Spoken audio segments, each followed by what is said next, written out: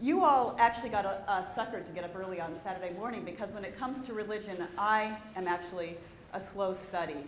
I made it all the way through high school despite an eating disorder, bulimia, that I couldn't pray away. I made it all the way through college at Wheaton College, Billy Graham's alma mater, despite a suicidal depression triggered by the fact that I couldn't pray away my eating disorder.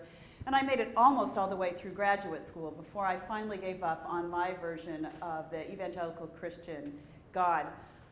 By contrast, my friend Jeff figured things out in the second grade. He was at a Catholic school, and one day the nuns actually tried to pour holy water over the head of the only black kid in the school because he was fighting all the time, which must mean that he was being, affected by Satan, and they needed to exorcise the devil. And Jeff looked at them and thought, it's not the devil, it's because everybody picks on him. Today, Jeff is a child psychologist at Seattle Children's, which is ironically the place where I lost the last shreds of my evangelical Christian beliefs. I was about 26 at the time, in the final stages of an internship for my counseling psychology degree, and one of the rotations, the one at Children's Hospital, required that we work with families of children who are on the medical units. And the little guy who did me in, I don't remember his name, he was about 2 years old and had a spinal cord tumor that was going to leave him paraplegic, even if he survived the arduous course of treatment that was supposedly going to extend his life. And maybe it was his inability to understand why people who looked nice kept hurting him. Maybe it was his inability to figure out why he couldn't walk anymore. Maybe it was the fact that his parents were so tender and simply wanted to take their child home and love him and let him go. But something inside me broke. At that point, I had been, as I would like to say, cobbling my faith together with duct tape and baling wire. And I just realized, saying the words duct tape and baling wire, that I'm supposed to be hitting slides for you. So I'm going to accelerate past. Or not. Accelerate past the nuns.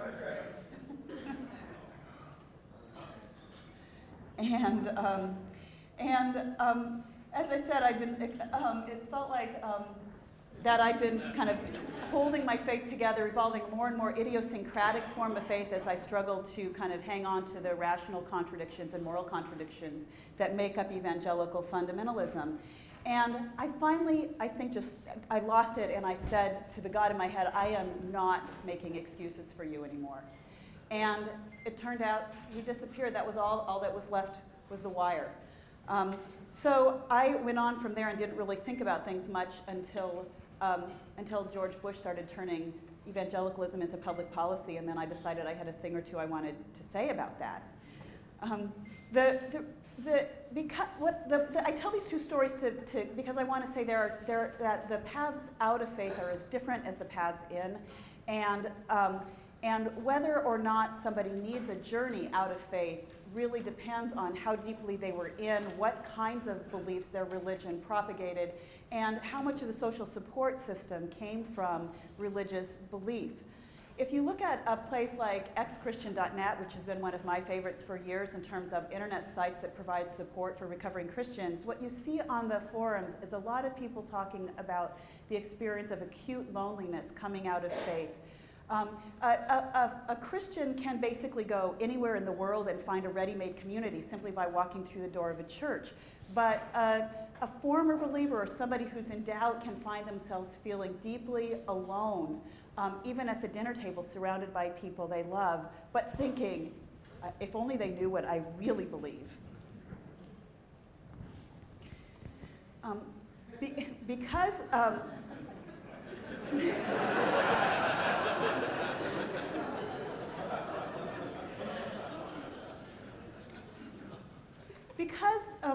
religion can get in so deeply, some of the people who end up feeling the most lonely are people who have been in some form of ministry, and evangelicalism tries to make missionaries out of everybody, but ministers in particular end up feeling completely isolated during the journey out when they first start having questions.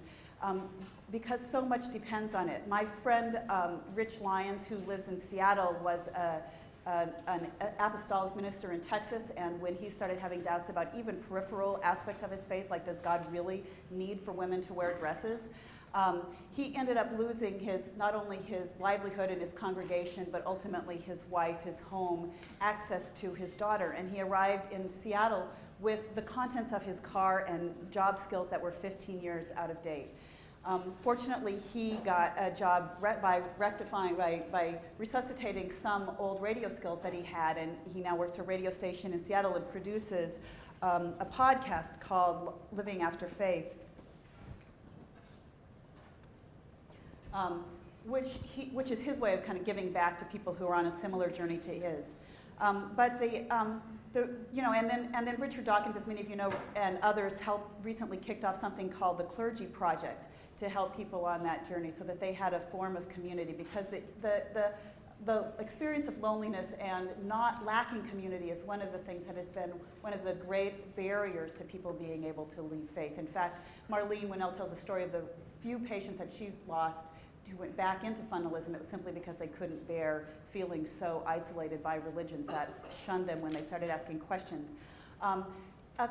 The stuff gets, when I talk about things getting in deeply, one of the constructs in psychology that's helpful in terms of thinking about that is a term called introjects. And what happens when we're young, a toddler would play in traffic without even being told to, and so they need constant supervision. But what happens is we create essentially a virtual copy of our parents in our own heads. And then once you've got the copy of your mom in your head saying, don't go out into the street after that ball, then you can be actually left alone in the front yard. The problem is that at some point, having your mom there in your head, or having your preacher there in your head, like say, for example, when somebody really hot has just unbuttoned the top button of your shirt, is not so great anymore. It doesn't contribute to independence, it actually gets in the way. And so people have to do a lot of work excavating the messages that were laid down early in life, things that you kind of don't even realize often are still there. But if you start paying attention, you find out that you're reacting to life or making decisions based on things that were instilled in you before you were even old enough to have the cognitive capacity for questioning.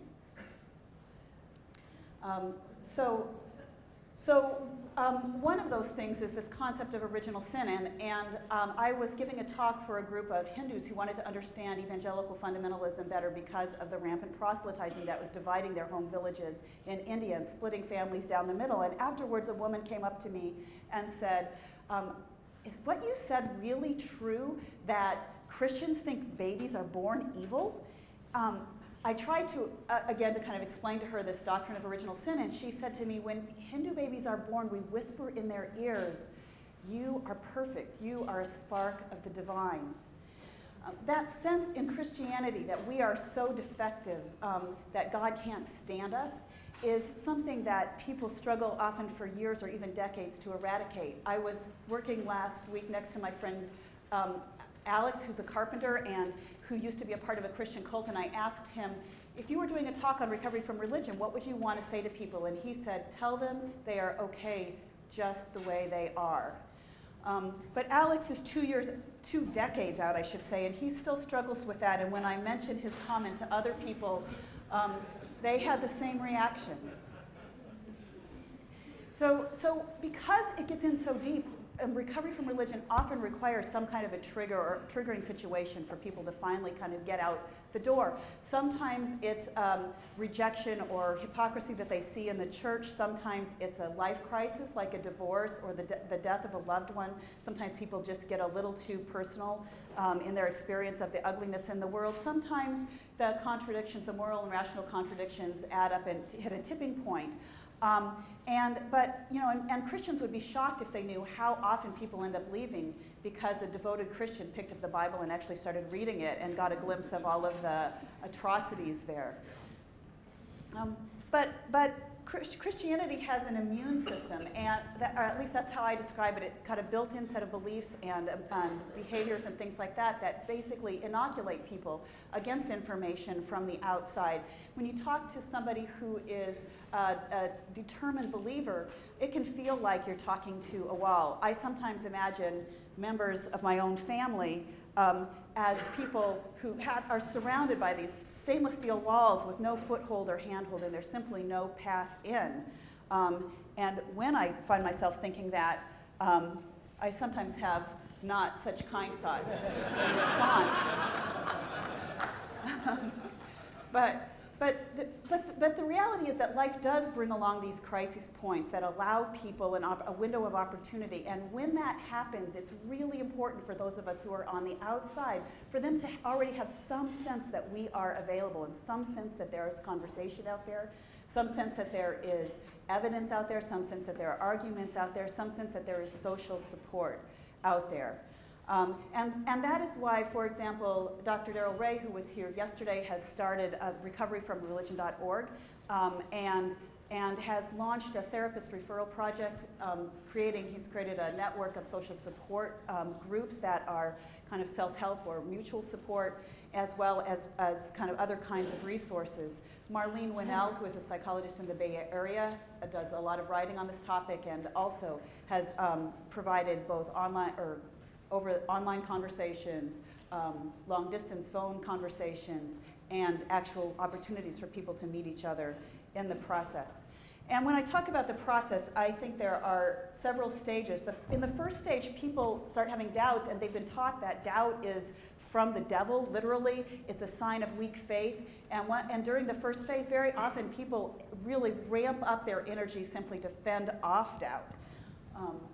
So they spend more time in church.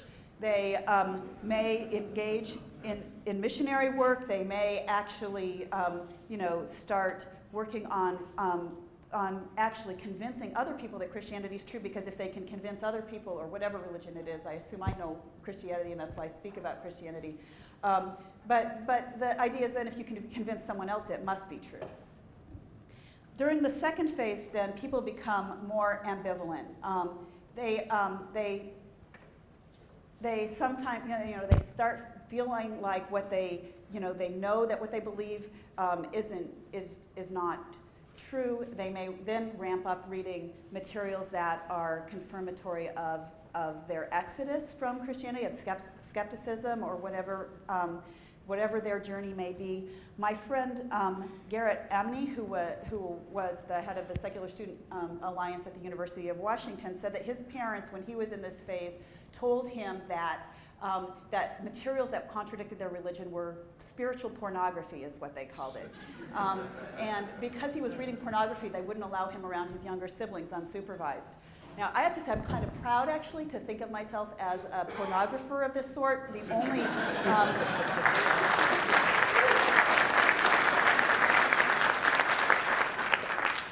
the only problem I have with it is that I actually thought that if I wrote pornography, I could make money at it.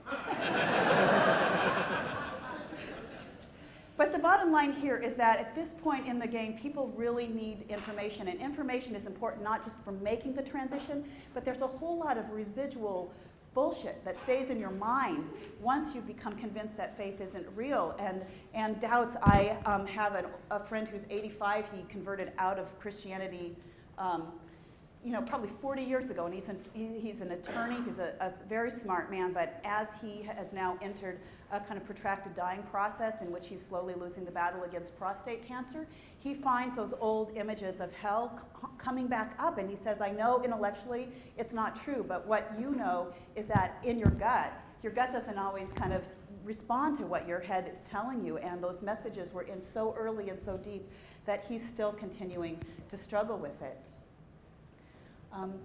When people finally come to terms with their loss of faith, it's not unusual to need to go through a grieving process. Even if Jesus isn't real, or even if kind of whatever you might have believed isn't real, the loss is. Religion provides a host of benefits for people who subscribe. It provides a sense of community, a sense of meaning and purpose, a channel for wonder and joy. And And all of that those are basic human needs that then have to be replaced. So it's normal for people to need to go through a grieving process, regardless of whether what they believed before is true. And again, I want to say, not everyone needs to go through that, but some people do, and it depends on what their experience of religion was. It depends on who they are as a person. Sometimes in that process, people actually do hit a point that they're just stuck. They're stuck in grief. The grief is turning into depression. They're stuck in anger. You know, a lot of Christians are told that anger is a negative, a bad emotion, and so people tend to suppress it. The reality is that anger is an activating emotion. It gives us the energy often to do what we need to do when we wouldn't be able to get over the barriers otherwise. But people coming out of religion often feel like anger is taboo, and if they let it out, it's going to be destructive, it's going to be too big, it's going to be out of control. And unfortunately, learning to express anger in non-destructive ways actually is a process. And so if you don't have any practice the first few times you do it, it may feel out of control and ugly and destructive. And yet that can be the only way to learn how to do anger, how to leverage anger in ways that are actually adaptive, is to begin taking a chance on that process. When people get stuck in anger or depression or grief, whatever it might be, those are the times that they really need something beyond self-help and mutual support that is available in the secular community. And that's why this project that is about a matchmaking service for people coming out of religion and people who are therapists, trained professionals, is so important. One of the first places that I encountered when I began exploring, engaging on this topic, was a website that's now an archive called losingmyreligion.com. And on the front page of losingmyreligion.com was a poem that I want to read to you because I continue to find it particularly powerful. It's called Awake. I woke up to an empty room. No more angels watching over me. No more demons to be held at bay by the invocation of an anglicized version of a Hellenized version of a Hebrew name. I woke up to an empty room, just a room, 4 walls, ceiling, floor, just a room, nothing more. I woke up to an empty room and embraced the solid air. I woke up to an empty room and knew myself awake. So in those moments of being awake, of being lucid, during the journey out of religion, that's the time that you get to actually, dominant emotions shift from focusing on who you were and what you've lost to being able to focus on the excitement of being out of the box, of thinking about what you want to become. And people deal with that opportunity in all kinds of ways, starting to say, kind of, what is enough for me? Tolerating living with unanswered questions. One person wrote, and I've quoted them repeatedly, I'd rather live with unanswered questions than unquestioned answers. People start figuring out what they want to do in the coming out process. What does it mean to say to other people, I no longer am a religious believer, especially in places where it seems like the whole community is. What do we want to call ourselves? Because there's lots of labels available, and different labels fit for different people. Which values and habits from your religion do you want to retain? And I have to say that I kind of think that there is now, the secular community itself has matured to the point, the movement, that we are beginning to ask some of these same questions of ourselves as a broader community, not just as individuals. So really basic questions like, what's the foundation of our moral structure? Are there moral absolutes? What does it mean to reclaim or to claim for ourselves outside the context of supernaturalism and superstition and woo?